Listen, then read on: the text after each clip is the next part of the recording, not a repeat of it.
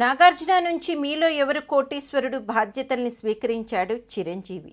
వ్యాఖ్యాతగా తొలుత కాస్త తడబడినా ఆ తర్వాత లైన్లోకి వచ్చేశాడు. చాలామంది సెలబ్రిటీల్ని షోకి తీసుకొచ్చాడు. అయితే రేటింగ్లు మాత్రం దారుణంగా ఉంటున్నాయి. ఎంటర్టైన్మెంట్ మార్గాలు ఎక్కువైపోవడమో లేదంటే అసలు ఇలాంటి రియాలిటీ షోలపై నమ్మకం తగ్గిపోవడమో కారణం తెలియదు, కానీ మీలో ఎవరు కోటీశ్వరుడు షోకి ఆదరణ తగ్గుతూ వస్తోంది. కొన్ని వారాలుగా రేటింగ్ మరీ దారుణంగా పడిపోయిందని తెలుస్తోంది.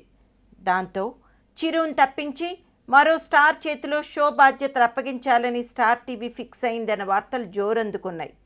వీటిపై స్టార్ మా కూడా స్పందించింది. చిరుని తప్పించాలని అనుకోవడం లేదు, ఆయన గొప్ప స్టార్. నాగార్జున ఎంత చక్కగా ఈ షోని నడిపించారో చిరు కూడా అంత సమర్థంగా నడిపిస్తున్నారు, రేటింగ్లకు కొదవలేదు అంటూ కవరింగ్ ఇచ్చుకుంటోంది. అయితే చిరు మాత్రం ఈ షోలో కొనసాగడానికి ఇష్టపడటం లేదు అని తెలుస్తోంది. తనకు తానుగానే ఈ షో నుంచి తప్పుకోవాలని భావిస్తున్నాడట. అతి త్వరలో 151 cinema పట్టాలెక్కబోతోంది.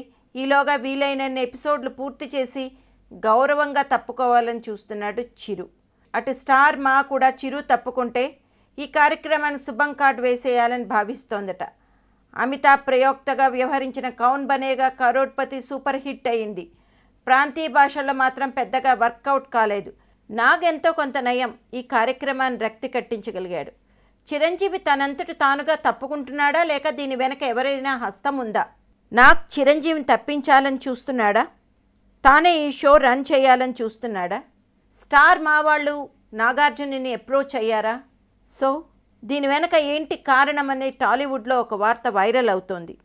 Chiru out, Nag in అని ఇండస్ట్రీ వర్గాలు అనుకుంటున్నారు.